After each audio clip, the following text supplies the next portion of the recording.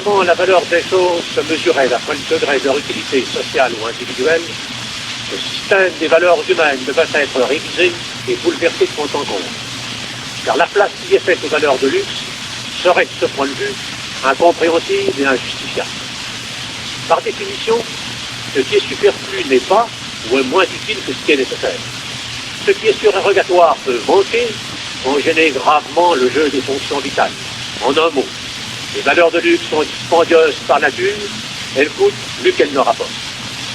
Aussi, se rencontre-t-il des doctrinaires qui les regardent de l'œil défiant et qui s'efforcent de les réduire à la portion trop grosse. Mais en fait, il n'en est pas qui ait plus de prix aux yeux des âges. L'art tout entier est chose de luxe. L'activité esthétique ne se subordonne à aucune fin utile. Elle se déploie pour le seul plaisir de se déployer. De même, la pure spéculation. C'est la pensée affranchie toute fin utilitaire et s'exerçant dans le seul but de s'exercer. Qui peut contester pourtant ceux de tout temps. L'humanité a mis les valeurs artistiques et spéculatives bien au-dessus des valeurs économiques. Tout comme la vie intellectuelle, la vie morale a son esthétique qui lui est propre. Les vertus les plus hautes ne consistent pas en l'accomplissement régulier, strict des actes les plus immédiatement nécessaires au bon ordre social, mais elles ont fait de mouvements libres et spontanés, de sacrifices que rien ne nécessite, et qui même sont parfois contraires aux préceptes du sage économique. Il y a des vertus qui sont des folies, et c'est leur folie qui fait leur grandeur.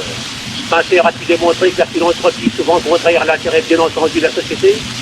Cette démonstration n'empêchera pas les hommes de mettre très haut dans leur estime la vertu qu'ils condamnent. La vie économique elle-même ne s'astreint pas étroitement à la règle de l'économie. Si les choses de luxe sont celles qui coûtent le plus cher, c'est pas seulement parce qu'en général elles sont les plus rares, c'est aussi parce qu'elles sont les plus estimées.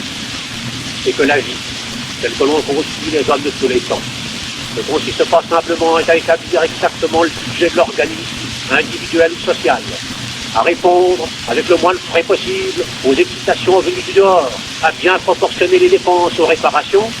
Vivre, c'est avant tout agir. Agir sans compter, pour le plaisir d'agir, et si toute évidence on ne fait pas passer d'économie. S'il faut amasser pour pouvoir dépenser, c'est pourtant la dépense qui est le but, et la dépense, c'est l'action.